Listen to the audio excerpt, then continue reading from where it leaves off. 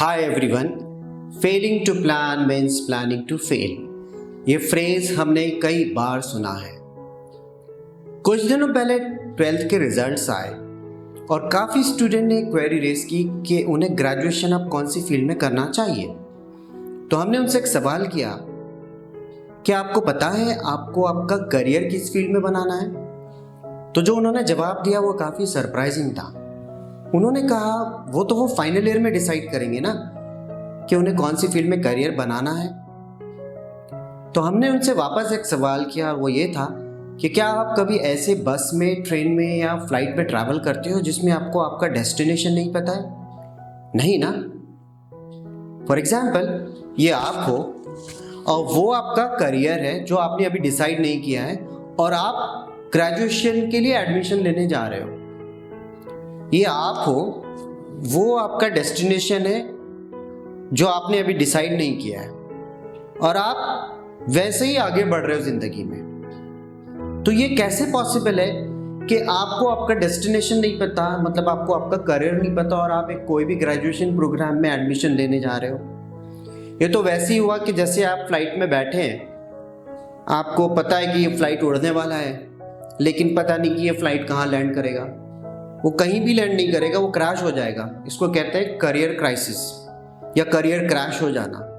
और ये गलती मैक्सिमम स्टूडेंट्स करते हैं, specially after their 12th।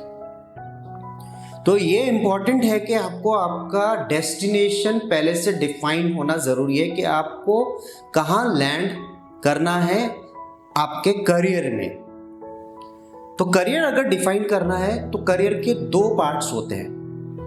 First entrepreneurship, second job. क्या आपको लगता है कि आपने एज एन एंटरप्रेन्योर करके लाइफ में आगे बढ़ना है, या आपको लगता है कि नहीं, आपको पहले जॉब करना है, आपको एम्प्लॉयमेंट चाहिए किसी पर्टिकुलर कंपनी में या फील्ड में? अगर आपको लगता है कि आपको एंटरप्रेन्योर बनना है तो आपको ये मालूम होना चाहिए कि एंटरप्रेन्योरशिप में भी दो चीज़ें होती हैं, एक टेक्निकल फील्ड में एंटरप्रेन्योरशिप और एक नॉन टेक्निकल फील्ड में एंटरप्रेन्योरशिप।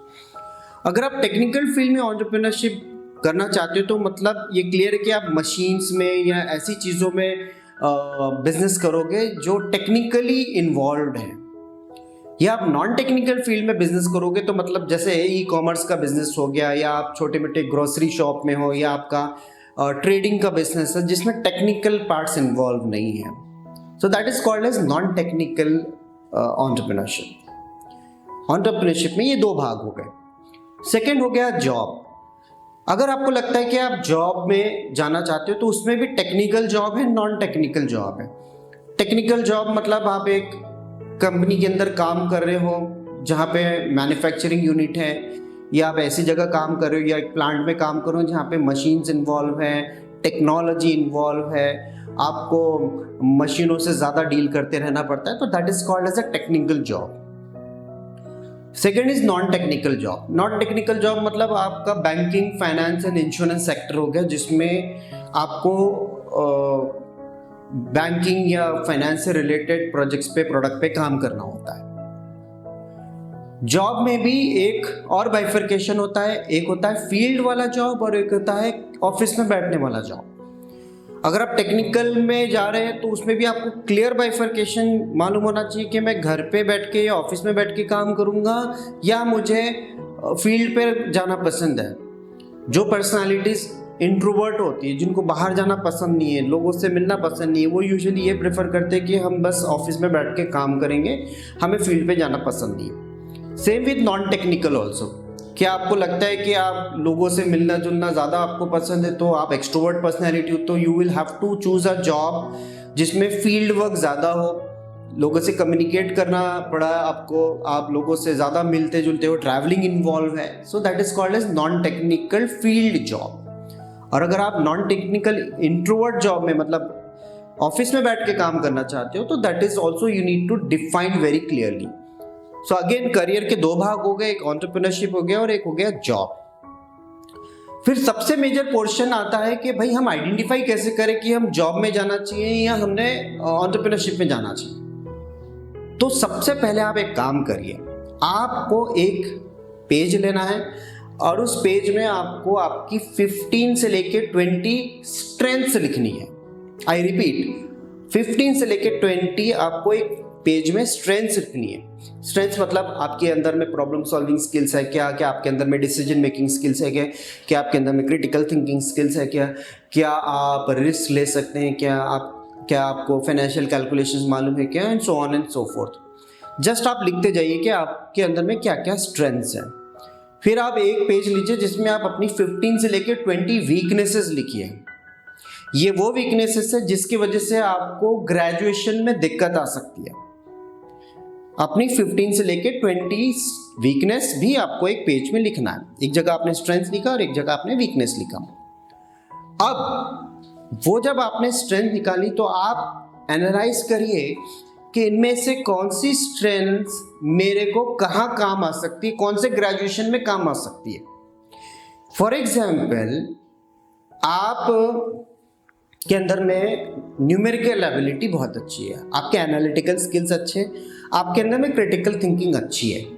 मतलब एक इंडिकेशन ये कि आप कॉमर्स फील्ड में जा सकते हो, फाइनेंस फील्ड में जा सकते हो, आप बैंकिंग में जा सकते हो।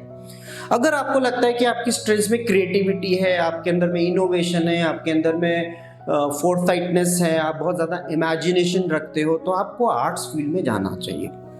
अगर आपको लगता है कि आपके अंदर में बहुत ज़्यादा इंक्विजिटिवनेस है, आपके अंदर में क्यूरियोसिटी है, आपको कहते हैं ना बाल की खाल निकालने की आदत है, आप बहुत ज़्यादा डिग डाउन करते हो कोई भी चीज़ को लेके, तो रिसर्च एंड डेवलपमेंट या लॉ ये एक ऐसी फील्ड है जिसमें आप आपका ग्रेजुएशन कर सकते हो। अगर आपको लगता है कि आप एक मशीन जैसा कंप्यूटर हो गया, आप उसको देख के आपको ऐसा लगता है कि यार इसमें मैं काम कर सकता हूँ, मैं गेम्स डिज़ाइन कर सकता हूँ, मैं सॉफ्टवेयर बना सकता हूँ, मैं एंड्रॉयड एप्लीकेशंस बना सकता हूँ, so that is one field where you can choose by taking admission in BTech. If you are interested in human physiology, if you are interested in plants, अगर आपको लगता है कि आप एनिमल्स में इंटरेस्ट आपको ज़्यादा है, आपको एनवायरनमेंट में ज़्यादा आपको इंटरेस्ट है, तो आपको बैचलर ऑफ साइंस लेना चाहिए। तो ऐसे करके आप स्ट्रेंथ्स को इवैल्यूएट करें अपने 15 से लेकर 20, आपको 60-70% आपको स्ट्रेंथ्स ही आपको बता देगी कि आपको कहाँ जाना चाहिए। जैसे एक मारुति 800 कार होती है, उसकी कैपेसिटी 800 सीसी का होता है, मतलब उसमें 5 लोग बैठ सकते हैं और कुछ सामान आ सकता है, और वो ज़्यादा से ज़्यादा 120 या 140 या 160 का स्पीड जा सकती है। That is the capacity of the car. Similarly हमें हमारी कैपेसिटी फाइंड आउट करते आना चाहिए कि हमारी कैपेसिटी क्या है, हमारी कैपेबिलिटी क्या है, हमारी जो बनावट है, हमारा जो हम जिस चीज़ के बने हैं उसके बेसिस पे हमने हमारा काम निकलवाना चाहिए, उसके बेसिस पे हम डिसाइड करेंगे। यस, सो हमें पता होना चाहिए कि हम क्या कर सकते हैं। तो आप स्ट्रेंथ निकालेंगे तो आपको समझ में आएगा कि 60-70% स्ट्रेंथ जो मेरी है वो किस फील्ड में मुझे ले जा सकती है। So that will define your career. I hope you are understanding. And second most important thing is you have to understand that there is a gut feeling। अंदर से ना एक अंतरात्मा आपकी बात करती है कि आपने क्या करना चाहिए। वॉल्ट डिज्नी करके बहुत बड़े कार्टूनिस्ट थे, उन्होंने हमेशा बोला था कि हमेशा अपने अंतरात्मा, अपनी गट फीलिंग पे ट्रस्ट करो। तो 15 स्ट्रेंथ 20 स्ट्रेंथ आपने निकाली, उसमें से आपको समझ में आ गया, प्लस हमारी गट फीलिंग, ये दोनों आपको बताएगी कि आपका करियर आपने कहाँ बनाना चाहिए। रिस्क टेकिंग एबिलिटी अच्छी है, एंटरप्रेन्योरशिप में जाओ। आपको पीपल स्किल्स अच्छा है, कम्युनिकेशन स्किल्स अच्छा है, लोगों से मेलजोल करना अच्छा लगता है, तो ऐसी फील्ड में जाओ जहां पे आपको ये इन चीज़ों की बेनिफिट मिले। अगर आपको कोई हेल्प चाहिए कि आपको अभी भी समझ में नहीं आ रहा है कि आपको स्ट्रेंथ निकालने के बाद में इंडिकेशन नहीं आ रहे, तो आप मुझे आपकी स्ट्रेंथ्स एंड वीकनेसेस मुझे व्हाट्सएप करिए। वीकनेसेस निकालना इसलिए ज़रूरी है क्योंकि आपको समझ में आ जाएगा कि अगर ये वीकनेसेस आपके साथ रही तो आपको ग्रेजुएशन करने में प्रॉब्लम आएगा। तो आप मुझे व्हाट्सएप करिए, मेरा नंबर है 9665021291। मुझे आप आपकी स्ट्रेंथ्स एंड वीकनेसेस भेज सकते हैं और मैं आपको हेल्प कर सकता हूँ आपका ग्रेजुएशन डिसाइड करने के लिए, सो दैट आप अपने करियर में प्रॉपरली लैंड करें। एक और चीज़, ग्रेजुएशन आपको सिर्फ हेल्प करेगा एलिजिबल होने के लिए, करियर में जाने के लिए एप्लीकेबिलिटी नहीं आएगी। आप एक ग्रेजुएशन प्रोग्राम में 30-35 सब्जेक्ट्स पढ़ोगे और आप एलिजिबल हो जाओगे, मतलब आप एक एकेडमिक से इंडस्ट्री में जाने के लिए एलिजिबल हो जाओगे, लेकिन आपकी कैपेबिलिटी एंड कैपेसिटी आपको अलग से डेवलप करना पड़ेगा स्किल्स एक्वायर करके। बिजनेस में या किसी भी कंपनी में या किसी भी इंडस्ट्री सेगमेंट में जो स्किल्स चाहिए वो आपके ग्रेजुएशन प्रोग्राम में नहीं होती है। आपको कम्युनिकेशन स्किल्स अच्छी आनी चाहिए जो कि आपके सिलेबस में नहीं है। आपकी problem solving skills, decision making, critical thinking, creativity अच्छी होना चाहिए जो कि आपके सिलेबस में नहीं है। आपके टीम बिल्डिंग, लीडरशिप अच्छी होना चाहिए जो वो भी आपके सिलेबस नहीं है। आपके अंदर में अच्छी खासी प्रोडक्टिविटी रहना चाहिए वो भी आपके सिलेबस में नहीं है। और यही सारी चीज़ें कंपनीज आज मांगती है। तो जो चीज़ सिलेबस में नहीं है वो चीज़ आपको एक्स्ट्रा एक्वायर करना पड़ेगा एक्स्ट्राऑर्डिनरी बन के। Okay, so gate in touch with मी, आपको मैं हेल्प कर सकता हूँ आपके प्रॉपर ग्रेजुएशन प्रोग्राम को चूज करने के लिए, लेकिन हमें सबसे पहले हमारा को करियर डिसाइड करना बहुत ज़रूरी है। So you can get in touch with me again on my number 9665021291 और you can email me at lifecoachahmed@gmail.com। All the best to दोस्त 12th पास स्टूडेंट्स जिन्होंने अच्छे से 12th में स्कोर किया है, और मेरी आपके साथ बहुत बहुत शुभकामनाएं। मैं चाहता हूँ कि आप करियर में ग्रो करें, और आपको किसी भी किस्म की गाइडेंस या सपोर्ट की ज़रूरत है तो आप please feel free to get in touch with me. Thank you so much.